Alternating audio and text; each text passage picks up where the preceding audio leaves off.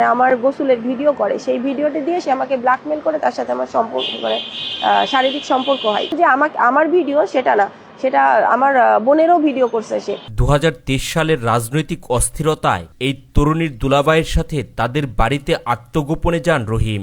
সেখান থেকে ধীরে ধীরে রহিমের সাথে সখ্যতা গড়ে ওঠে এই তরুণীর। রহিমকে আমি চিনি। রহিম হচ্ছে আমার 2023 সালে যখন বিএনপির অনেক খারাপ সময় যাচ্ছিল, তখন ওই আমার বোন জামাইয়ের সাথে আমাদের বাসাতে আত্মগোপন করার জন্য গেছিল, সেই মাধ্যম দিয়ে আমি ওকে চিনি। তারপর ওর সাথে আমার একটা সম্পর্ক তৈরি হয়, যেটা আসলে সম্পূর্ণ একটা ব্ল্যাকমেলিং আর কি।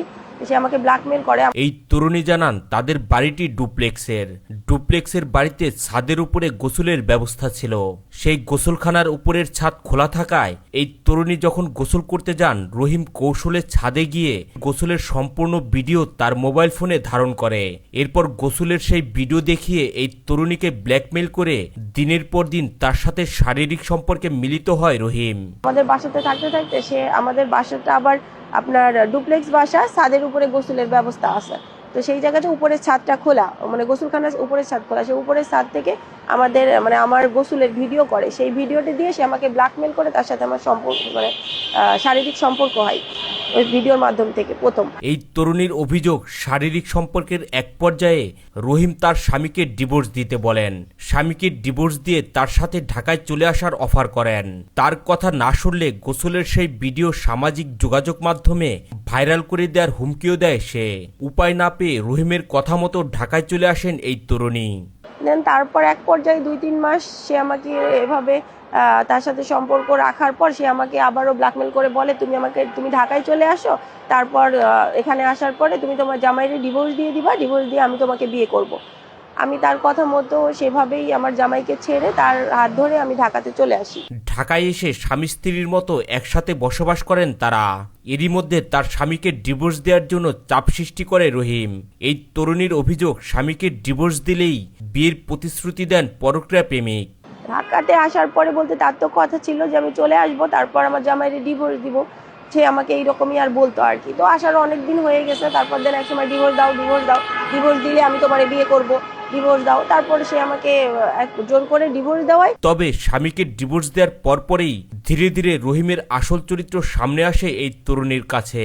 তার অভিযোগ, বিভিন্ন মেয়েদের সাথে অনৈতিক সম্পর্ক ছিল রহিমের। বিয়ের কথা বললেই রহিম তাকে মারধর করত বলেও জানান তিনি। ডিভোর্স তো দিয়ে দিয়েছি আমি গত 24 সালের আপনার নভেম্বর মাসে, কিন্তু ডিভোর্স দেওয়ার পরে তার এই জিনিসগুলোর কি বলবো, তার সমস্যা হচ্ছে, তার কিছু চারিত্রিক সমস্যা আছে, যেগুলো আমি আসলে আগে জানতাম না, ঢাকাতে আসার পর জানতে পেরেছিলাম। সে আরও অনেক বিভিন্ন মেয়েদের সাথে এরকম সম্পর্ক আছে তার সাথে, শুধু যে হাই হ্যালো ফোনে না, অনেক ধরনের মনে করেন তাদের সাথে সব ধরনের সম্পর্কই আছে, যেটা বুঝতেই পারতেছেন আমি কি বলতে যাচ্ছি। এই জন্য আমি ডিভোর্স দেওয়ার পরেও আমি তখন তাকে বারবার বলছি যে আমারে বিয়ে করো, কিন্তু সেই টাইমে তার আমার প্রতি খারাপ আচরণগুলো আবার বেশি হয়েছে। সে আমাকে মারধর করতো বা হুমকি ধামকি দেখাচ্ছে। আগের থেকে ডিভোর্স দেওয়ার পরে তার আচার ব্যবহার আরো বেশি চেঞ্জ হয়ে গেছে। তার অভিযোগ, রহিম শুধু তার নিজের গোসলের ভিডিওই করেনি, বাড়িতে থাকা তার ছোট বোনেরও গোসলের ভিডিও ধারণ করে সে, এবং সেই ভিডিও দেখিয়ে দিনের পর দিন শারীরিক সম্পর্কে জড়াতে বাধ্য করে। হ্যাঁ, সেই ভিডিওটা সেই ভিডিও দিয়েই আমাকে সে ব্ল্যাকমেল করতো। এবং আমি এটা তো আমার হাতে তো পৌঁছাতো না, সে তার ফোন আমাদের ধরতে দিত না, সে দাঁড়াই থেকে ফোন চার্জে দিত, সে কখনো ফোন দেখতে দিত না। সে ওই ফোন ভিডিও দিয়েই আমাকে ব্ল্যাকমেল করছে। শুধু যে আমার ভিডিও সেটা না, সেটা আমার বোনেরও ভিডিও করছে সে। সেগুলো আমি সবকিছু, আমার কাছে প্রমাণ আছে, আমি আপনাদেরকে সবকিছু দিয়ে দেবো। কেউ যদি কখনো সার্চ করে আপনি তাদেরকে দেখাইতে পারবেন। এই তরুণীর অভিযোগ, 1 বছরেরও বেশি সময় প্রেমিক রহিম তাকে বিয়ে ছাড়াই স্বামী স্ত্রীর মতো ব্যবহার করছে। জুলাই আন্দোলনের 2 মাস আগে থেকে একসাথেই আছি আমরা একসাথে আছি, হাজব্যান্ড ওয়াইফের পরিচয় দিয়ে আছি। না 1 বছরের বেশি, 1.5 বছর হয়ে গেল ভাই। জি, 1.5 বছর ধরে একসাথেই আছি আমরা।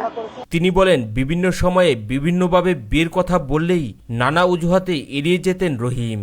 এখন চাচ্ছি, যেহেতু সে আমাকে জোরপূর্বক ভাবে সে বলছে যে এতদূর পর্যন্ত আনছে, এখন তার তো উচিত আমাকে বিয়ে করা। কিন্তু তার ডিভোর্সের পর থেকে সে আমাকে নানা ধরনের তালবাহানা দেখিয়ে যাচ্ছে যে আজকে বিয়ে করব, কালকে বিয়ে করব, তারপর পরশুদিন করব, আমার বাবারে এনে করব, মারে এনে করব, কিন্তু সে কোনোভাবেই আমার সাথে কাবিন করতে চায় না। তাহলে তো আমার উদ্দেশ্য তো এটা, তার উদ্দেশ্য তো সৎ না যে আমার সাথে সে বিয়ে করবে।